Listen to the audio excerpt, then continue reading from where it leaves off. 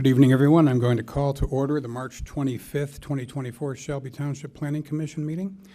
Secretary Moore, will you please call the roll?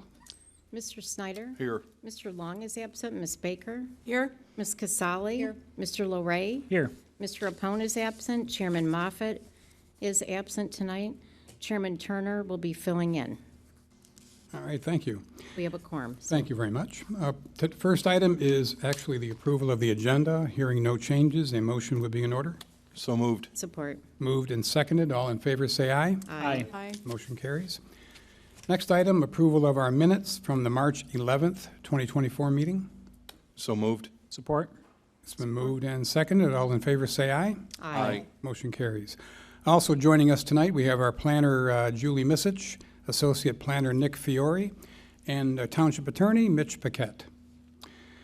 First item under site plans and public hearings, we have 4 items. One is a public hearing at the very end, the fourth one. First one is site plan number 24-10, Ben Dorino, WD Partners for Walmart, 51450 Shelby Parkway, located north of 23 Mile Road, east of Shelby Parkway, a facade modification. Is the applicant here? Come on down. Let us know what you're planning for the Walmart store. Good evening. My name is Ben Dariano, 7007 Discovery Boulevard, 43017, Dublin, Ohio. Thank you for having me up tonight. I'm glad there wasn't any snow tonight like you guys got last week, so I'm glad I dodged that. Walmart is proposing to paint the facade of their current building. Currently, it is earth tones, and Walmart is looking to paint an update to their brand standard nationwide that they see. It is primarily a blue and gray scheme in other parts of the country, but since the store has the nice brick, they will be only painting around the facade of the entrances and behind the main sign and the pharmacy drive-through. We're also changing the wall signage. I know that's not what here, but it's part of Walmart's comprehensive elevation package. We are reducing wall signage from 561 square feet to just under 500 square feet.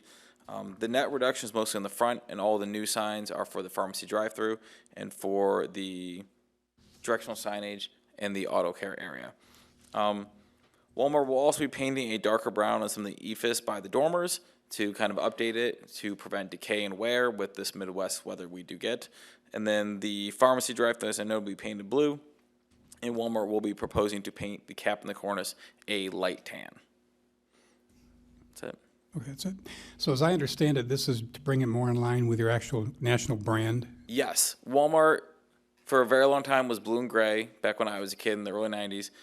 They then went to tan, and now we're kind of go back to the blue and gray as part of their nationwide brand standard. Something old is new again, right? I guess so. All right, any commissioner, well, go over here to Nick. You want to give us your presentation first? Yes, thank you. Sure. Mr. Dariano did an excellent job introducing the request. He covered all the paint changes and facade changes they're going through. I will just give a brief history on the site itself. In 2001, the property was approved for a special land use to feature the Walmart. After that, they came to the board, the Zoning Board of Appeals, for a increase in the signs in 2001 as well. In 2006, they were approved for an expansion of the building by the Planning Commission. And in 2015, they came with a new sign plan that was approved by the Planning and Zoning Department administratively. That was approved administratively because it was less than what was approved by the ZBA in 2001. And then most recently in 2024, they updated their sign plan accordingly. It was once again less than what was originally approved at the Zoning Board of Appeals, so we approved it administratively. It was during this review that we noted there was significant facade changes being proposed, so that is why you see it in front of the Planning Commission now, to ensure that's consistent with the original special land use and approvals from this board, or this commission. As far as the departmental review, we gave the site plan to our department heads to review and give us their comments, and the only thing we have returned is that there's going to be installation permits required for the signage, as noted with the application you got from me as well. So other than that, it's a pretty straightforward facade modification. Okay, thanks, Nick. Any commissioners have any questions for the applicant? Hearing none, motion would be in order. Mr. Chair, Mr. Snyder.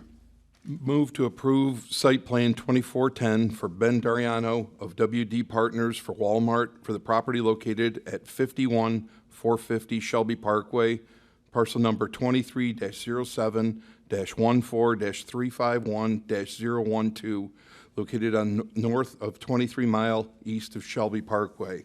facade modifications.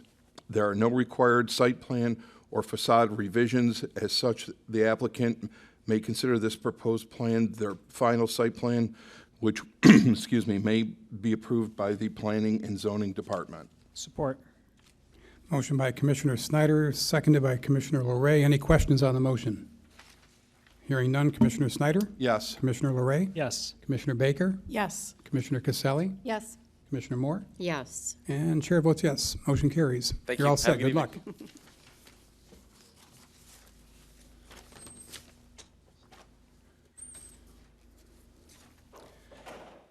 Moving on, site plan number 2 is 24-07, Antonio Ventimiglia, AMDG Enterprises, 49879 Oakland Drive. It's located south of 23 Mile Road, west of Hayes, a multi-tenant industrial building. Is the applicant here? Come on down, sir. I forgot to mention, before you leave, the other guy just left, make sure after you're done, sign in the sheet, okay? Or Raquel will get on my case, so please do that. I appreciate it. Frank Salamone, 48701 Hayes Road, Shelby Township. I'm the architect for the project. My client is planning on constructing a roughly 13,000 square foot multi-tenant industrial building adjacent to an existing multi-tenant industrial building. We plan on using the same materials and colors and whatnot as the building next door. And we're here to ask for your approval and to see if you have any questions tonight. Okay, first we'll go over to Nick for your review. Thank you. Sure. So Mr. Salamone covered, they're proposing a multi-tenant industrial spec building. They have 5 individual units they're proposing, each one with its own entrance, each one proposed for shop and office space for future tenants. With the proposal, there's no outdoor storage. It's pretty straightforward as far as industrial properties go. The surrounding zoning districts are all light manufacturing except to the west, which is the mobile home park, Shelby Forest. To the west, they also have provided pretty aggressive screening to make sure there's no negative nuisances felt by the mobile home park from any sort of industrial development here. And as far as the light manufacturing district goes, the proposal is well in line with the zoning district. It's also in line with the township master plan for the area, which identified it as light industrial. Like I said before, the development is by right within the LM district, and it meets or exceeds all the township master plan requirements. The site plan also went through a preliminary review where we covered a lot of the, the overarching, regulatory comments, and brought a lot into comply with what we require for the township. So what I have left as far as the site plan review comments are, fairly minor. Most of them can be corrected by just revising the site plan, and I'll give you that list after the meeting. We'll mail it out to you. But I do want to note that the tree count should be corrected for the landscaping plan. Make sure everything matches what's on the plan to make sure it's consistent. And then as far as the light level goes, I know it was revised originally, but we still need to have that 0.2 foot candles for the entire parking lot, not just the north side. Okay. But I think that could be done with just a simple revision to that photometric plan. Sure. And the last thing, is this is for the Planning Commission, is that the use of the split-face concrete block, as Mr. Salamone said, it's going to match the surrounding developments, but it still requires approval by the Planning Commission. That's it? Okay. I have one quick question maybe for Mr. Salamone or Nick. On the engineer comments from February 14th, maybe you can answer it. It says the site plan shows the proposed building to be touching the existing building to the south. Building department approval is required. Have we had any more confirmation from the department on that? Yes, so we talked to, we have the building department director review those plans. Basically, when they do that zero lot line, we require an easement for construction with the property to the south. So that'll be required before they can. And we did that with the building to the south. Okay, good. Yep. You're ahead of the game. I appreciate that. Okay. Any other commissioners have any questions for Mr. Salamone? If not, a motion would be in order. Mr. Chair, Mrs. Casali, go ahead. I move to approve site plan number 24-07 for Antonio Ventimiglia of AMDG Enterprises for the property located at 49879 Oakland Drive, parcel number 2307244260009, located south of 23 Mile Road, west of Hayes, for the development of a multi-tenant industrial building. The approval is subject to the submission of final revised site plans addressing all department, engineer, and planning commission comments. Support. Motion by Commissioner Casale, supported by Commissioner Moore. Any questions on the motion? Hearing none. Commissioner Casale? Yes. Commissioner Moore? Yes. Commissioner Snyder? Yes. Commissioner Baker? Yes. Commissioner Larray? Yes. And chair votes yes. Thank you. Motion carries. Make sure you sign in. Yes, I will. Thanks. Thank you.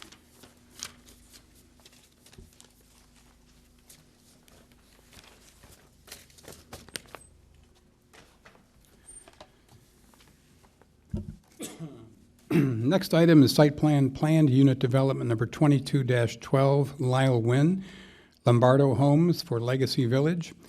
Vacant parcel located at the southwest corner of 25 Mile Road and Van Dyke Avenue. Legacy Village Townhomes, PUD modification. I see Mr. Wynn is anxious to get started, so come on up, Lyle. Let us know what you're going to propose. Thank you. Lyle Wynn with Lombardo Homes at 13001 23 Mile Road in Shelby Township. So we are currently purchaser of the townhome component within essentially the middle of the Legacy Village project. It's the townhomes that front both sides of the Grand Boulevard, which comes in off of Van Dyke Avenue. One of the tasks for our due diligence is to finalize and bring to you an updated site plan. Our buildings are slightly different in size in terms of depth and width. We've presented that tonight. They're really actually minor changes, no impacts on setbacks. But in mentioning the overall site, it's still the same number of buildings, still the same number of units. That has not changed. We have a mixture of 2 and 3 bedroom units, so the actual bedroom count overall comes down a little bit, and ultimately the traffic, adjusts a little bit from that. So it's really the same basic component, same layout. And with that, one of the bigger changes was probably the building elevations in the floor plan, more so the building elevations. The original PUD was a very contemporary style building, which we felt probably didn't fit as easily here, right adjacent to the duplexes and single family that are really adjacent right to this spot. So we opted to modify our current building facades, developed what it's called a modern prairie style. It's a little more contemporary, but not extremely contemporary. We think it blends in better with the adjacent neighborhoods that are going to be built with the duplexes and with the homes that are already out there. And essentially, it maintains the 412 roof pitch, which was contemplated in the PUD agreement. So it's consistent with that. The roof line overhang is a little wider on a prairie style than a standard style. The exteriors of the buildings have a combination of brick and stone, all 4 sides up through the first floor. Then there's a mixture of siding vertical and horizontal to give it a little different look. We have no patios on the second, no decks on the second floor, where I think the original PUD contemplated a second-story deck. We have patios down at ground level. This will tend to blend in a little better with the duplexes right behind. A little more ground level view instead of a upper deck looking over top of the duplexes. Like I said, the overall building height is 23 feet, which I think consistent with the original PUD agreement. The building length, I believe, is 2 feet longer and approximately 2 feet shallower front to back. So we had to play a little bit with the setbacks to accommodate that, but it all fits in nicely. The setbacks work out great. The front yard setbacks remain absolutely identical to the original plan. With the site plan, once I made the setbacks are okay. The perimeter setbacks on a number of the lots are they stay within all the parameters outlined in the agreement. Side-to-side setbacks are based on building height, and we've adjusted and made all the building setbacks 23 feet or larger, depending on how much space it was between the little parking lots and the roundabout and side streets connecting the duplexes. Driveways are adjusted because we have some single door, double door scenarios so we adjusted all the driveways to match that. And then once again, the parking data has all been updated. We still have adequate parking on the site. And the last thing we did through the site was, even though not necessarily required, but we updated and added about 90 trees to the landscaping plan, predominantly buffering between us, the duplexes, and the single-family areas. So that was one effort. The second effort in the landscape plan was the original PUD did not have a, how the buildings themselves would be landscaped. And so we've developed that, and that was included in the architectural set of plans, the landscape architect. So now we have a idea of all the landscape that's going to go on around the buildings themselves. So with that, we're asking your approval tonight. Okay, thank you. Julie, give us your review. Thank you, Chairman Turner. Mr. Nguyen actually outlined the modifications fairly well and detailed, and I just wanted to say that we met on a couple of occasions discussing the elevations and the materials that they are using for this, and I believe also that these elevations fit well within the current development with the single-family residential homes and what was presented in 2022 as far as elevations for that development.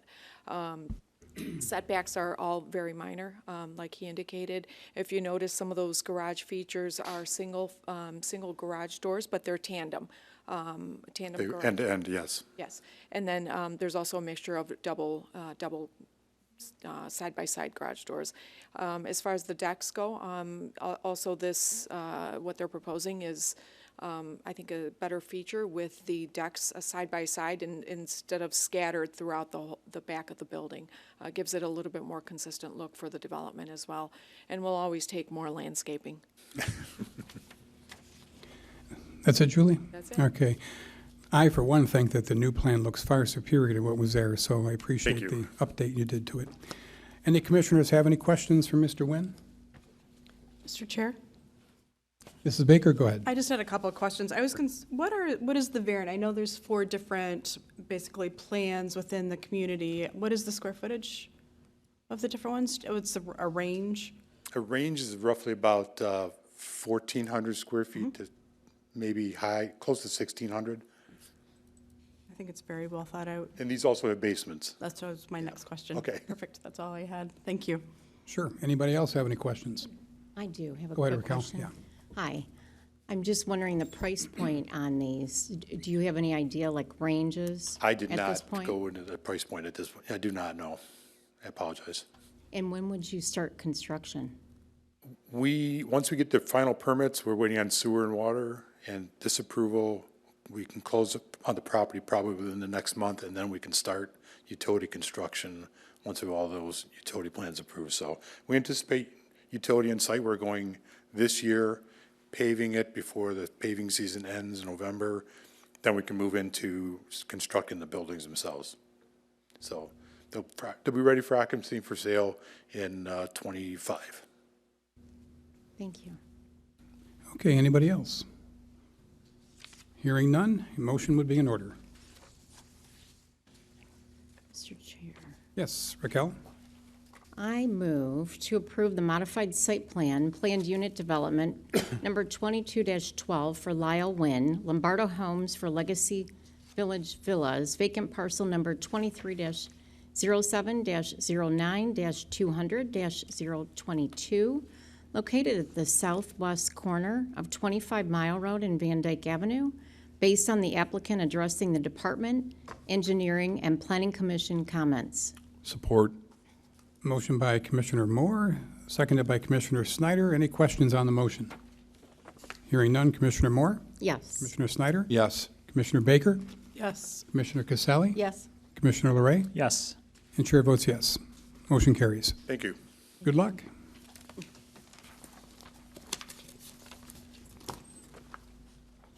gosh. Uh-oh. Wait, I gotta find the planning for the...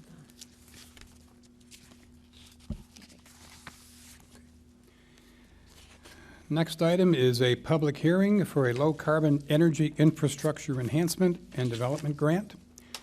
I'll have the secretary read the notice as published. Notice of public hearing, electric vehicle infrastructure planning program. The forecast estimated for 2024 residents of the Shelby Township of Shelby. A public hearing has been scheduled for Monday, March 25th, 2024 at 7 p.m. in the Shelby Township Municipal Building, 52700 Van Dyke Avenue, Shelby Township, Michigan 48316. The purpose of the public hearing is to present the township's initial investigation into the low-carbon energy infrastructure enhancement and development grant received for electric vehicle infrastructure planning. The initial findings will be presented, citizen views and opinions will be obtained, and community planning opportunities and direction will be vetted for electric vehicle charging and future EV infrastructure needs in anticipation of the anticipated growth and popularity of electric vehicles.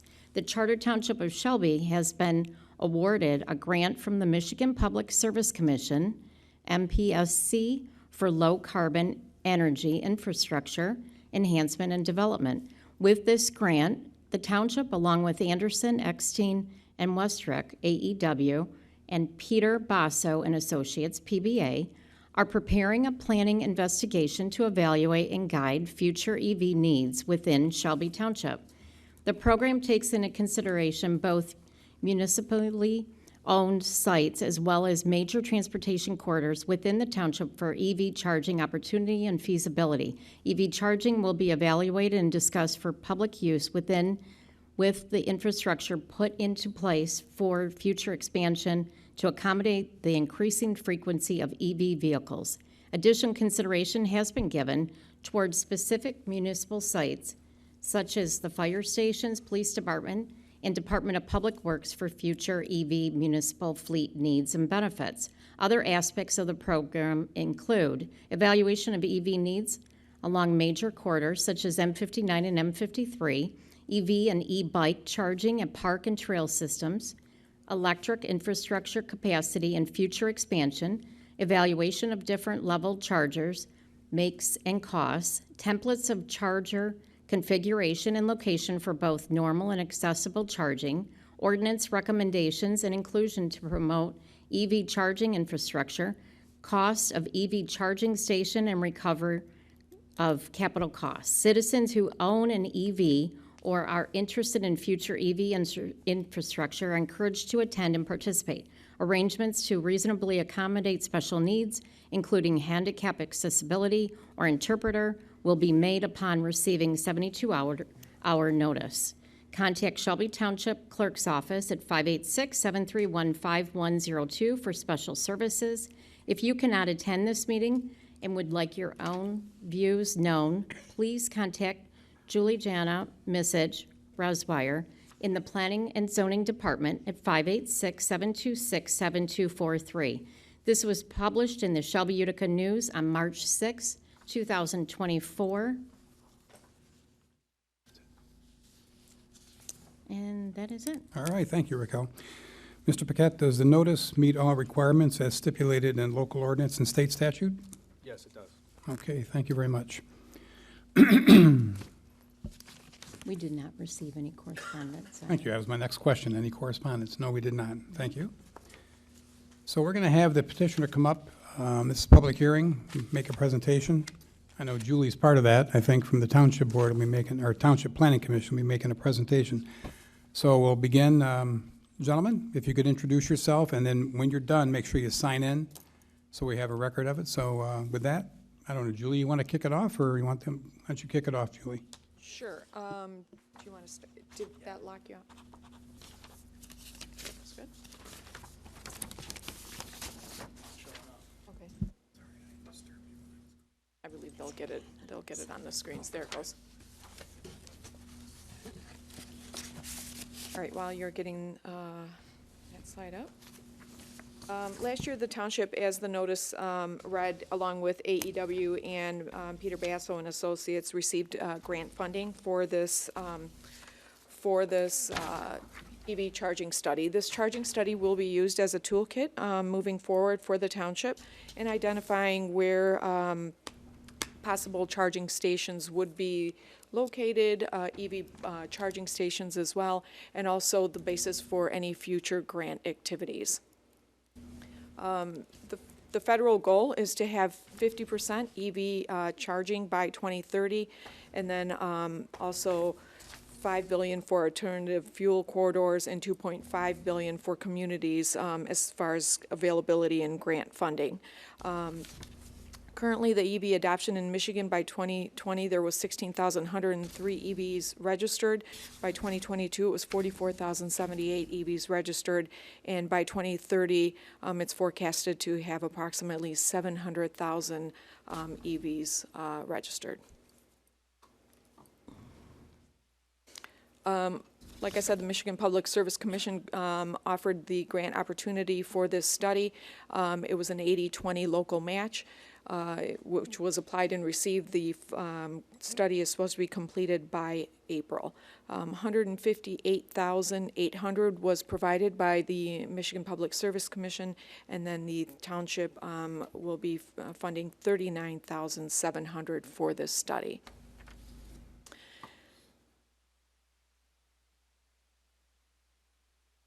The next slide for the EV charging locations for public and private.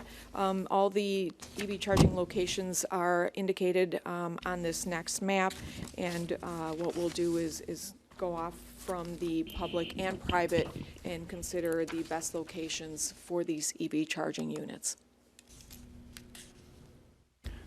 Okay, with that, Mr. Wilson, why don't you go ahead? There you go, my turn. As you're aware, Shelby's a unique, progressive, forward-thinking community, and we recognize the need that we have to establish a well-thought-out, efficient planning process for EV vehicles consistent with the federal policy as well as state policy that's out there. So what we had to do is evaluate and plan convenient and equitable opportunities in our approach to doing the planning, and that would include for electric vehicles as well as e-bikes.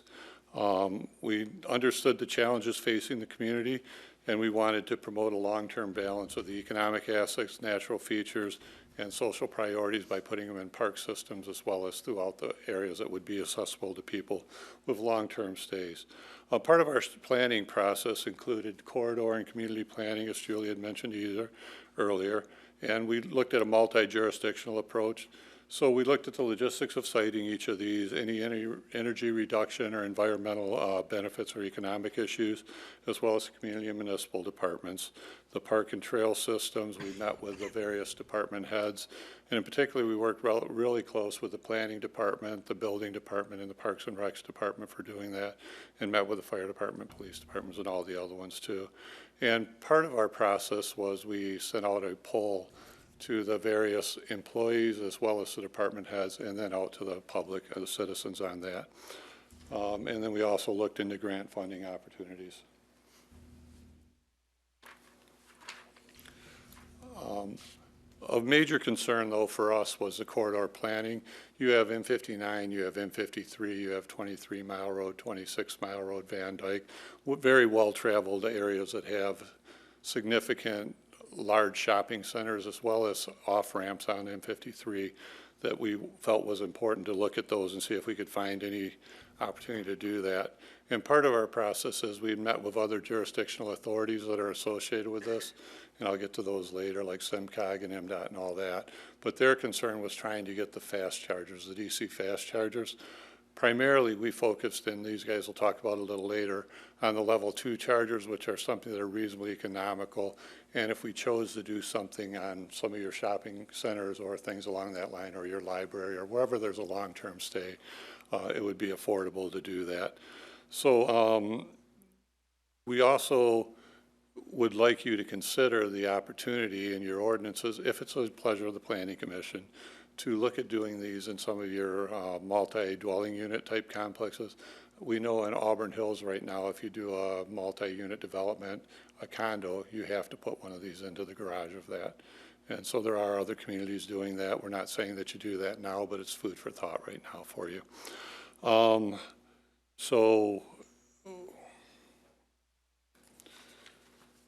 these are the different agencies that we met with in the meetings where we met directly with the Road Commission. Then we had a Zoom meeting, Teams meeting, whatever, with SEMCOG, with MDOT, with the Road Commission, with DTE, and with Eagle, all of which expressed their views, and they're in a very similar situation to where we are right now.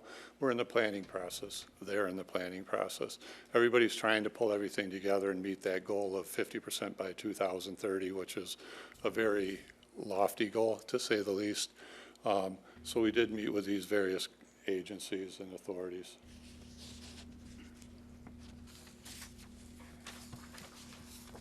As I said earlier, here's some of the corridor planning. You can see those in yellow on the map, if you can see them.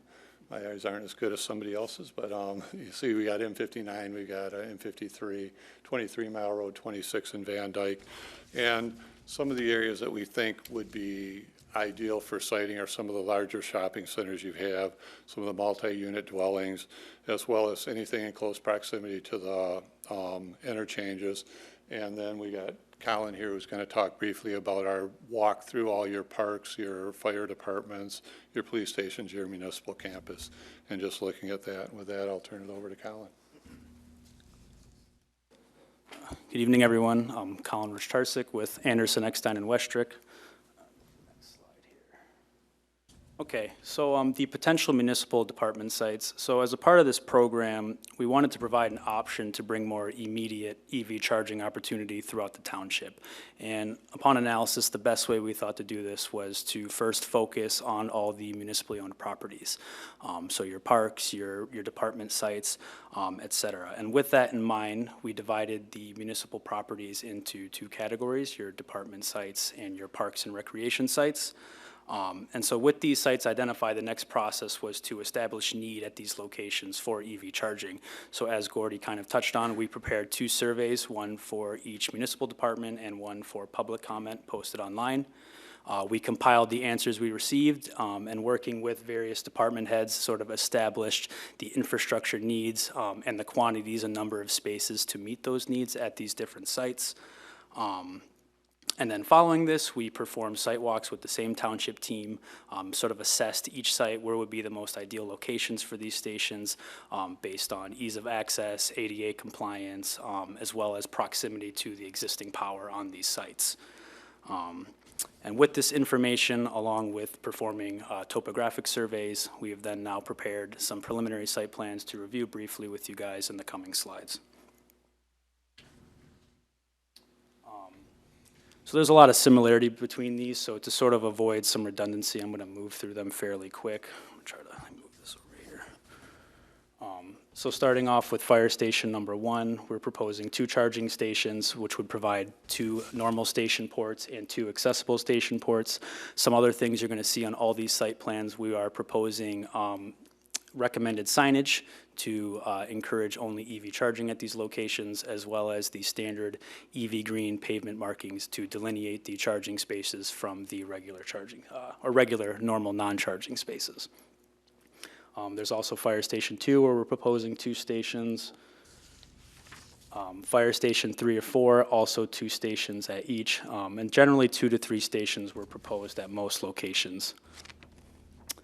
Fire Station 5 and the DPW. As a part of the DPW locations, we would also have to do a little bit of sidewalk work to maintain ADA compliance at the front of the building. The municipal offices and the courthouse and police department, a couple stations at each.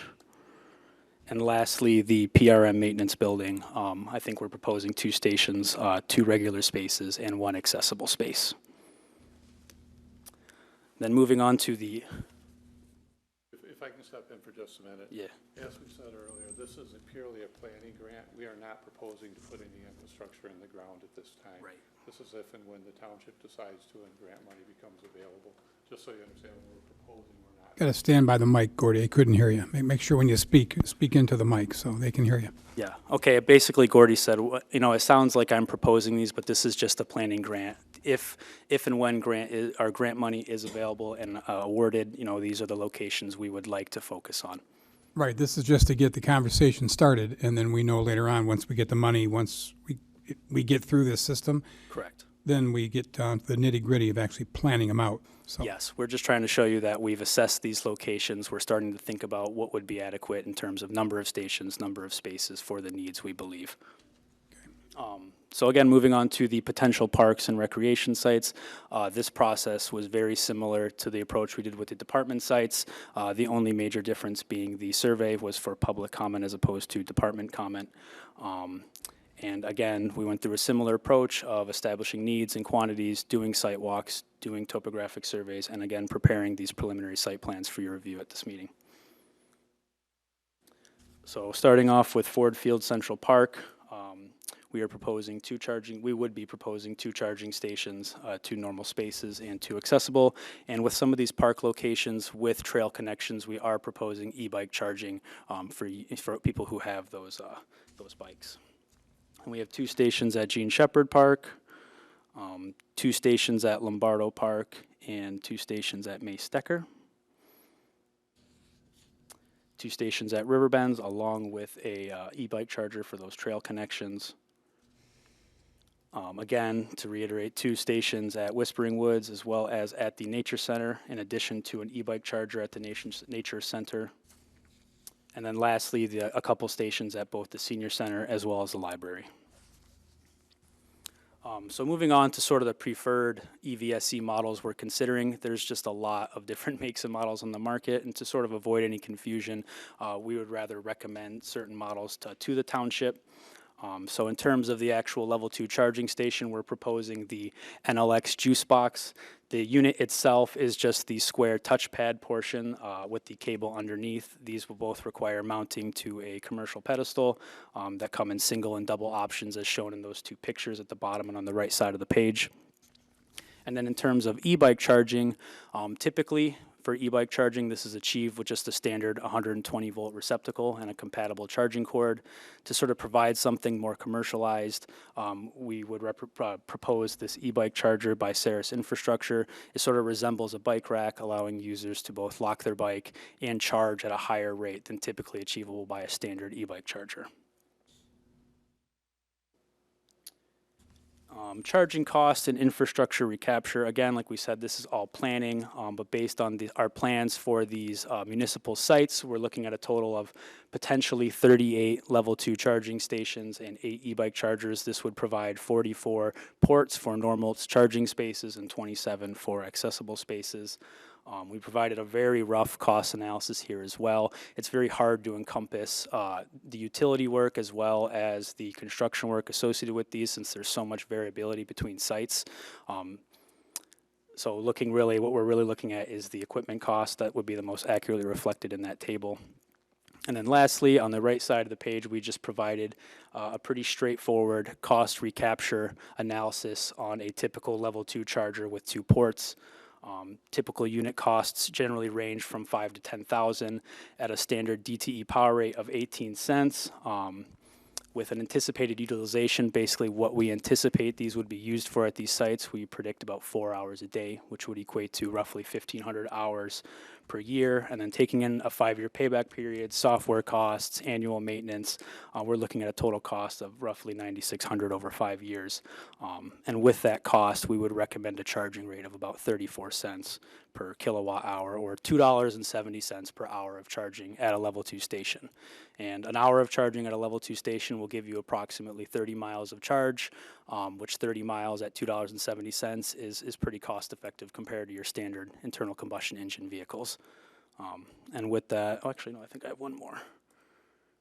So funding opportunities, how are we going to pay for this? What grant programs exist? So the first one that comes to mind is the Charging and Fueling Infrastructure Discretionary Grant Program, known as the CFI program. This program came to be as a part of the bipartisan infrastructure law passed in 2021.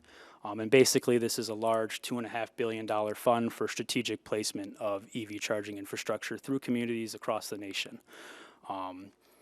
Like many other programs, this operates on an 80-20% match. So if and when they do receive an award like this, again, they would be responsible for only 20% of the project cost. Round one has been completed for this program, with round 2 opening up in summer 2024. And project awards from round 1 ranged anywhere from $500,000 to, I think the highest reward was $70 million for large infrastructure projects. Other programs that come to mind, the DT Business EV Charger Rebate. Basically, if DTE is your power provider and you install and have these charging stations inspected, once they're operational, you can apply for this rebate. That can get you up to $2,000 back per level 2 port, so $4,000 for double port configurations, and up to $55,000 back for DC fast chargers. And then lastly, I included 2 more state-funded programs, the first being through the MPSC, the same agency that provided us with this low-carbon grant, as well as the state agency EAGLE. And both of these programs, again, are for planning, developing, and constructing electric vehicle infrastructure throughout Michigan. And with that, I will hand it over to Eric to sort of give a summary of the different charger types and their performances. Thank you, everyone. I'm Eric Rettinger with Peter Basso Associates. So I'm going to summarize our EV charging types and what they would typically cost to install, what the charge rate is, and what the full time to charge is. So level 1 is typically just a duplex receptacle that is dedicated for the use of EV charging. So this can be effective if you have someone who's going to be there for a full work day or something like that. They can use the charger that's provided with their vehicle. It's a pretty cost-effective way to give them a charging ability, but it doesn't allow you to recapture the cost of that energy. That's kind of the drawback of that. But you can typically get about 40 miles of charge in a day. Full charge time really depends on the vehicle battery size. Level 2 is a charging unit that is installed and has the connector that connects to the vehicle.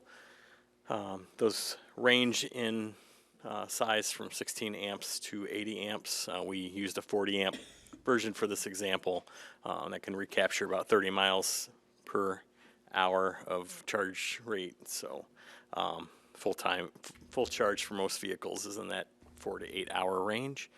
And then the DC fast charge has a very high cost of entry to install those charging stations. So they're typically, as we mentioned earlier, in the major transportation corridors where someone will, be traveling a long distance, want to stop for 15 to 30 minutes to, charge their vehicle probably to about 80%. They're typically, a 20 to 60 minute charge time, and that depends on how fast your vehicle can charge, and also how fast the DC fast charge station can charge. Those also range from 50 kilowatts to 350 kilowatts. This is 100 kilowatt in our example here.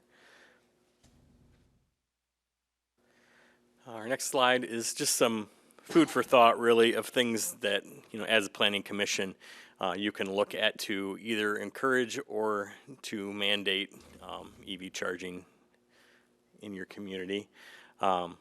So again, these are suggestions, but you can see how far you decide as a group to take it. So one is to, in your zoning ordinances, allow EV charging stations as a permitted land use. Another is to adopt EV SE, that's electric vehicle service equipment, safe installation guidelines. So referencing the standards that your users would be using to install those safely. Another is to have required EV parking capacity in certain zoning districts as you select. One of those we do select or suggest is in multifamily developments above a certain number of units, because those people often don't have an opportunity to buy an EV unless they have charging access at home. Another is make-ready standards for commercial and residential installations. Those are really just a mandate of a conduit from your power panel out to your parking lot so that EV stations can be installed in the future if you're doing a new parking lot or a major parking lot upgrade. EV parking space design and location standards. Right now there's not really a nationwide standard as far as like color of stripes, the signage that's placed at a EV charging station to indicate that only vehicles that are charging should be parked there. So you could incorporate those into your design standards to give them guidance. And the next item is similar. And the other part of the electrical vehicle design standards is giving your enforcement the ability to write tickets if someone isn't parking in the, or is an ICE vehicle parking in a EV station or blocking it. And then you can identify maybe a streamlined permit process for EV installations at single-family homes to encourage single-family home users to install a station.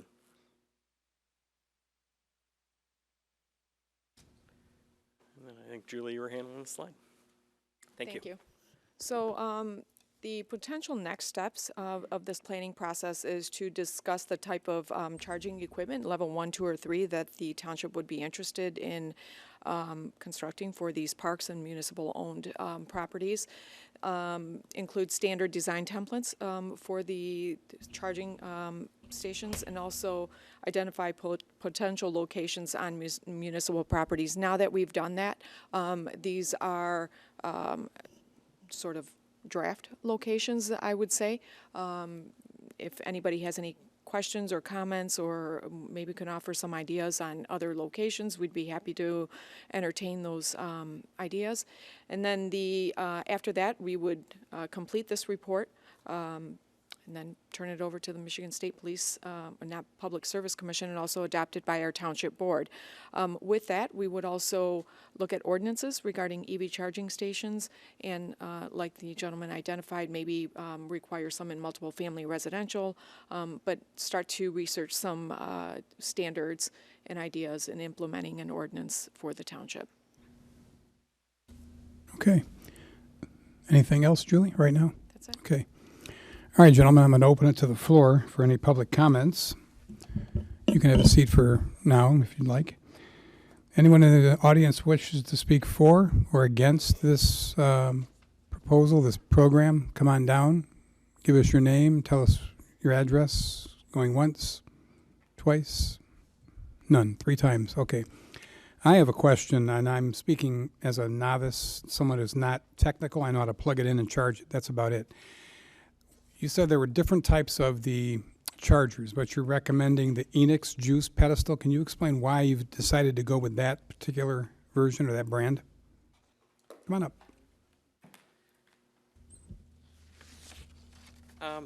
It's a brand that is, pretty readily available right now, but I would say it's not one that, you have to go with. And I would say once you establish what grants you're going after, a lot of those programs do define a list of charging stations that they want you to use to be compliant with that grant. I know on the DTE ones, they have a list of charging stations that are available. So we do like to see ones that would meet a, Buy American Act, typically when they're going after the grants that are from the federal government.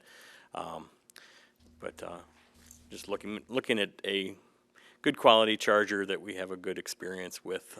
We have a pretty good installed base at our that we've used on projects, and that seems to be a pretty solid choice for charging stations. So you've had firsthand experience with the Enix. Yes, Okay. yeah. NLX is, yeah. NLX, It's okay. kind of a weird name. Yeah, I looked at that. Weirdly as spelled yeah. name.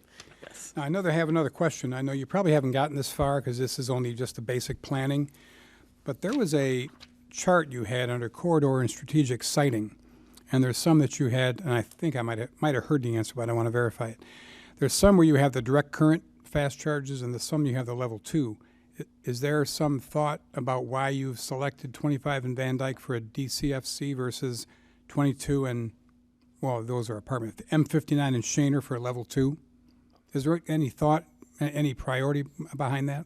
Well, part of our discussion with the various... Can you move the mic up, Gordy, so they can hear you? Thank Part you. of our discussion with the various agencies that we talked to was to get intersections and stuff like that coming off expressways where people may need it, or places where there might be high users. The 25 in Van Dyke is an area that has large shopping potential and stuff like that, so it's mainly that. The whatever goes on any property, obviously going to be a private owner that owns it. If it goes there, they'll make their own decisions. These are just suggestions. A DC fast charger runs about $100,000, doesn't it? So we're not going to tell anybody they've got to put a $100,000 item in there when they can put a $15,000 item. But if they choose to do that, that would be that. And then with respect to what Eric just answered your question there, what our intent is to take this report and turn it into like a guidebook, subject to planning department approval and commission approval. And it would be a guidebook for this or an approved equal so that we get good quality stuff, whether it's with that brand or another brand that provides equal. Okay, thank you. Any other commissioners have any questions they'd like? I do. Lisa? Oh, I'm sorry. Go ahead. All right, thank you. Gordy, you had mentioned the statistic 50% by 2030. Yes. Okay, 50% what? 50% EV vehicles by 2030 is the published standard under the current administration.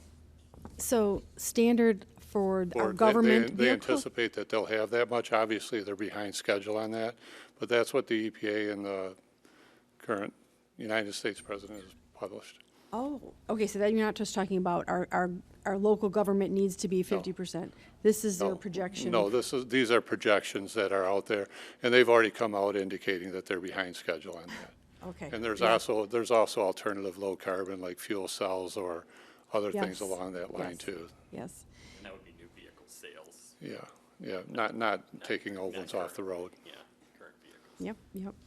Okay, and next, the surveys then that we sent out to the public, what types of things then were you asking? Collectively, Julie might have that in front of her, but collectively, we sat down with your departments and came up with a list of questions. Julie, do you have that in front of you? I do. I have that list in my paperwork. But we came up with questions as far as, would you use an e-bike charging station unit at the parks? Or how long do you stay at the parks? And, generalized questions in that matter. And I'm aiming toward locations, like, locations, Location, need, yeah. desire, is there an interest in it? Is there not an interest in it? They were given a full variety of answers to it. okay. Then Gordy, you had mentioned something about, in your presentation, about the multifamily and it being a requirement in each garage, or? That is a requirement in Auburn Hills currently. We've designed developments in Auburn Hills where they've had them put those in there. It's up to the community to make Okay. a decision. It's not, some things like, if somebody wants to put one in their unit, they can ask to have that done, and it's relatively inexpensive during construction, but after construction, it's not. Some of the things like apartment complexes, which we had mentioned, I believe somebody had mentioned that, it's not as convenient for them, so they might have a parking place out somewhere where you set aside 1 or 2 spaces. Obviously, if you set it up as a charging station, you put enforceability into your ordinance for the police department or somebody else like that, then that's giving away a parking space. So there's it's a balancing that you have to go through as a planning commission to decide what's appropriate for Shelby, what's appropriate for you may not be the same thing as Auburn Hills or Roseville or some other community. Okay. All right, and, forgive me on this, the fire station locations. Now, and the municipal locations you're gearing that toward employees, and then the parks sites are more toward the public? Is that? Yes, there were some on the municipal campus itself that were more for employees and cars. Let's say you had a department, I'll just throw one out there, let's say assessing feels a need that they could use that, or building or somebody, then you would put those up for them. For the fire departments, it'd be for the employee use or whatever, or for their vehicles, or, Yep. and the parks would be more public, the library, the front of the courthouse. All right, thank you, that's all I have. Okay, Raquel? Yes, hi. I do have a two-part question. As far as safety concerns at the charging stations, forgive me, I'm not well-versed on this subject, but are there any safety concerns? And if so, how do you mitigate those? What would be in place if something were to occur? I'm going to let our electrical engineer talk about that.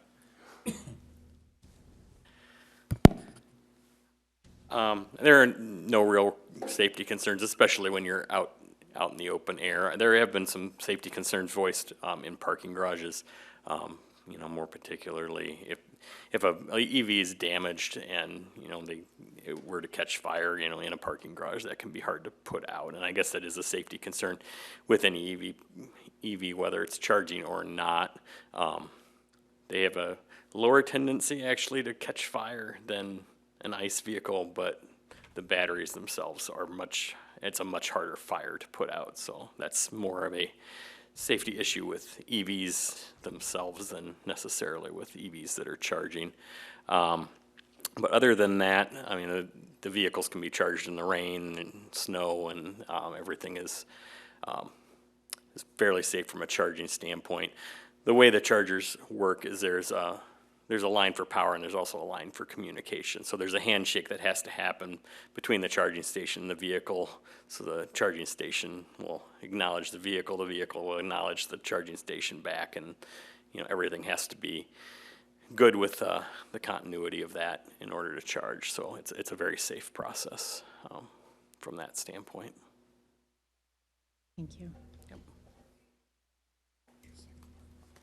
Oh, my second part, I do want to just ask, or if you could explain, if something were to occur, what would be the measures, what would you do? Or is there something there physically that could help mitigate the situation, or?